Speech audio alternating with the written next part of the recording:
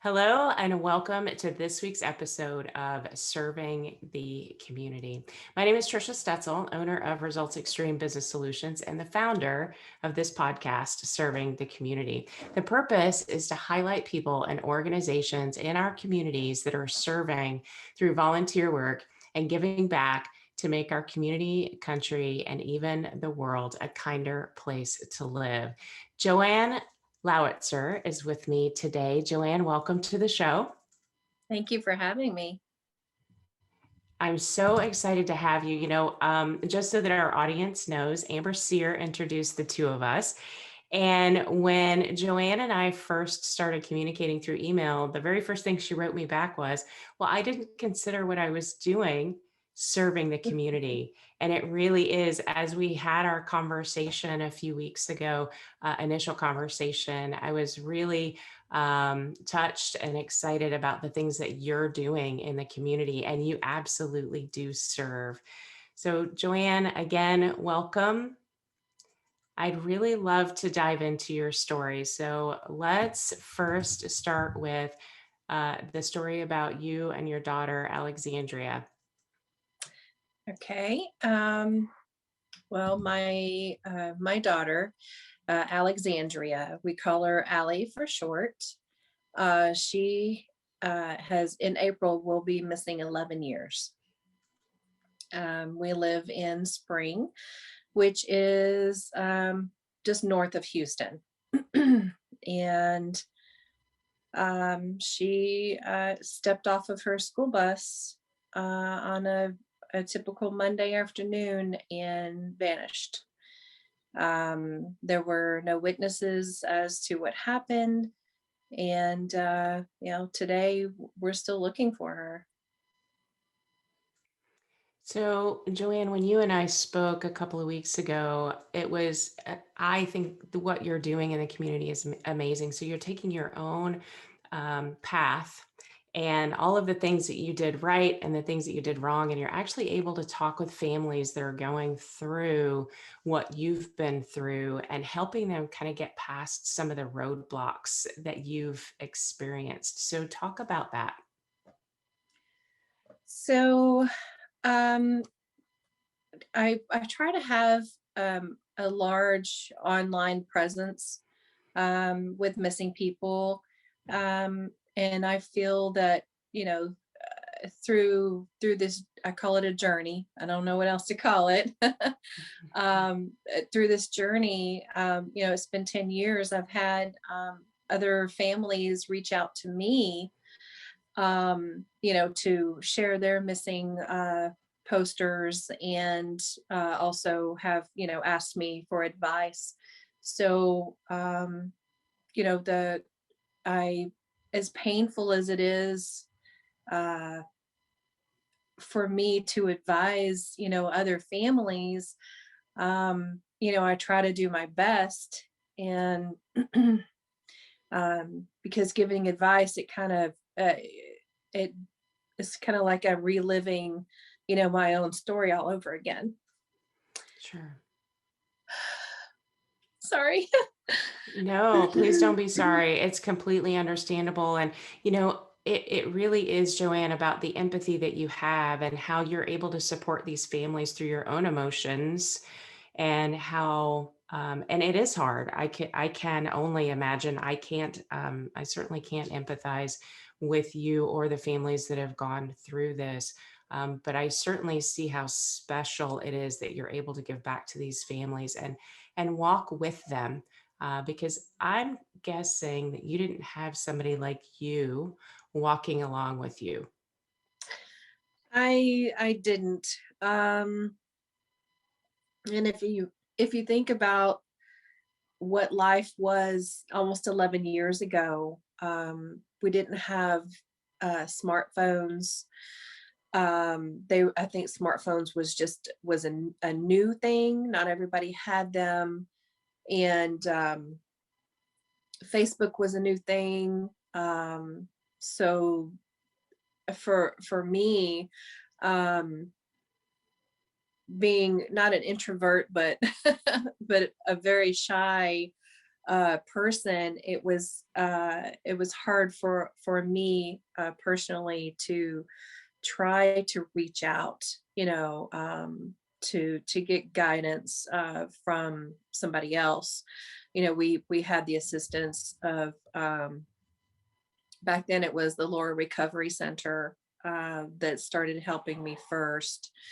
But they have since had to close their doors because of funding. And, that's kind of what introduced me to Texas EquuSearch, which I'm now a member. And they are a search and rescue or search and recovery organization down here in South Texas. And by helping families search for other missing loved ones, I'm also able to help in that capacity. And it makes me feel good, to be able to help somebody else that's in my shoes. And, I just, um, I don't know, I just do what I can, to help some of the other families. Yeah, and I think that's wonderful, Joanne. You really serve a huge part of our community, and I appreciate it. And I hope that you now know through our conversations that you really are serving in a very large capacity to these families. So let's talk a little bit about Texas EquuSearch, and that is actually how you and Amber know each other. I think is through that organization. So let's talk through Texas EquuSearch, maybe how they've helped you and helped other families. So I joined Texas EquuSearch. I think it was probably a year after Allie went missing. And that's when I really discovered that, I'm not the only one that's going through this. I'm not the only one that's dealing with a missing child or a missing loved one. And um, they they really they really opened up, welcomed me with open arms. And I feel like they're family now. So for those of you that don't know Texas EquuSearch, it was founded by Tim Miller. Um, so his daughter, Laura Miller, was a part, unfortunately, of a victim of the Texas killing fields. Um, she was one of multiple young ladies that were murdered in the South Texas area. And through his journey and his pain, looking for his own daughter, he formed, Texas EquuSearch, and now he searches for missing people all over the world. He's been in multiple countries, and I think we have a chapter in Ohio and a chapter in Florida now. Um, and our it's all volunteer based, and our main goal is to help law enforcement, recover or to search for somebody that's missing or a victim of some other circumstances. Okay. And one of the ways people can get involved is being one of those volunteers, right? I think I've seen some um, news, right, over the television where the people gather and actually volunteer with Texas EquuSearch to do the searching. So I think that is one way that people can get involved. Is that right? Yes. So the way it works is, you do have to go through training. And once you're trained, then you'll get, when the call goes out for help, if you're available, that's the word volunteer. You go to the specified meeting place on the date and time, and you basically, follow what your search coordinator tells you to do. And um, kind of lost track what I was going to say. That's okay. Volunteering. Now, Okay. yes. Sorry. So, so, part of volunteering is, to do the physical searches. And, as I've gotten older, I don't do the physical searches anymore. So I volunteer in different ways. I help raise money, and, sometimes I'll coordinate some other different events. Um, and, with it being a nonprofit organization, if they don't have any funds coming in, they can't pay the bills basically, to keep the office running. Yeah, absolutely. So it's these fundraisers that are really helping fund these Mhm. searches, right, through Yes. volunteers. So one of the ways I know, and we're going to plug the golf tournament here, one of the ways that you guys are raising funds is through a golf tournament. So talk to me about that. Give me the date and how people can sign up for that golf tournament. Golf tournament coming up is on March the 6th. Is at West Fork Golf and Country Club in Conroe. Um, and the this will be our second golf tournament. Last year we had it in March, and it was just on the cusp of COVID. But we still did end up with a good amount of teams, and we're able to make a good day of it. And this year it's even more so important because all of our other fundraising for 2020 was all canceled. Um, and you know, uh, I've had a lot of people, contact me with concerns about doing the golf tournament again.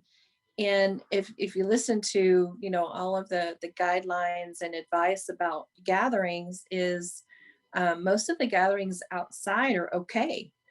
If you're going to be, in a little crowded group, wear your mask. But the golf course, they have a huge covered outdoor space, and the only place you would go inside would be to use the restrooms, basically. So I'm going forward with this, and I'm hoping that people will come out and enjoy the day with us and help raise some much needed funds for Texas EquuSearch. Yeah, absolutely. Well, and if you're talking about a foursome on the golf course, I know there are a lot of people out there that are ready to play golf if they haven't started already.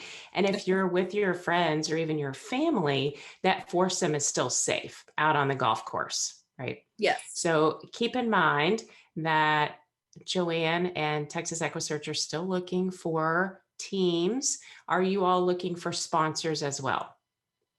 We are. We only have 5 teams signed up right now. So that's a little concerning for me. Mhm. But we're gonna push through this, and I have all of the information on our website, which is txeq.org. So if you want to just come out and play, it's $100 per person for the foursome, which is $400 for the team. And you can email me with any questions. It's golf@txeq.org. Um, and yeah, we're looking for sponsors and players, mainly players, and just to come out and have a good day with us. Okay, wonderful. And we're all great fingers crossed for good weather. Yes, And by yes. then it should be beautiful. Yeah, no snow past this weekend. No. No. That's awesome. All right. So if you like to play golf, you need to go out and sign up with your buddies, right? Yes. And raise some money for Texas EquuSearch. And wow, what a bargain for $100 a person. And the money goes back to a very, very good cause. So, Joanne and our listeners, I will post the links to everything that Joanne was talking about in the show notes. So, all you have to do is point and click so you can get more information or even sign up for the golf tournament. So, Joanne, I know that you've done some special things for Allie. So, as far as Missing Persons Day, so will you tell us about that as we close this show up? Sure. So last week on February 3rd, it was Allie's birthday. And in 2015, I had the city of Houston proclaim that February 3rd would be Houston Missing Persons Day. And my goal was to try to get more attention to not only Allie's case, but all of our other missing persons as well. So, along with just a proclamation, we also have an in person event, except it was virtual this year. Um, and we were supposed to have it at the Houston Crime Stoppers building. And I wanted to make the event all about the families. So the goal is when I invite the families, I also invite local media and local leadership. This year, Houston City Council member Mike Knox read our proclamation, and then we also had Andy Kahn with Crime Stoppers and Commissioner Adrian Garcia. And they all got to speak about missing persons and families. And so the main goal is to have each family represented, and they can say whatever they want without being censored. I think that's the word, Okay. without being censored. And it's always either recorded or it streams on Facebook. And because throughout the years, I've done different interviews with media, and it could be a 10-minute interview. But then when it gets aired on the news, it's maybe 30 seconds, 60 seconds. And I feel that all of us families, we have so much more to say about our missing loved one. And, that there were many families that join us every year, and they still don't get the media attention that they need for their missing loved ones. And that's one of the things I have. I have Allie's face back here, and I have her on my shirt because I want, when I talk about her, I want people to see her face and um, and to know that she's a real person. Yeah, absolutely.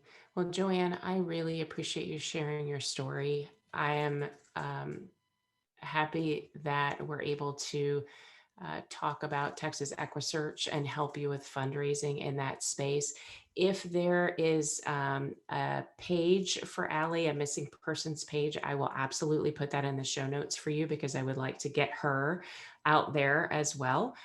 So that people can see the information about her and obviously give back any information that they may have, and help other families out there that you're helping as well. So I'm happy to put that in the show notes. And I'm so glad that you joined me today. I Yeah. know that this is a hard, very hard conversation to have. But I appreciate so much that not only are you serving other families, but you're also serving Texas EquuSearch through these fundraisers. So thank you for all you do. Welcome. Thank you. Thank you. And Absolutely. I just want, everybody out there to know that don't ever think that it can't happen to you. Because I used to think like that. And now that I'm in these shoes, it happens so much more often than you think. And when people want to reach out and help, I hope they do actually do it and not just think about doing it, because even sharing a post on social media means so much to all of us families. Yeah, absolutely. Well, and encourage people who aren't reaching out to reach out, because we need that, right? We need that human connection with other people who have been through things that we've been through or are going through. And I think Yes. that's so important. Joanne, thank you so much.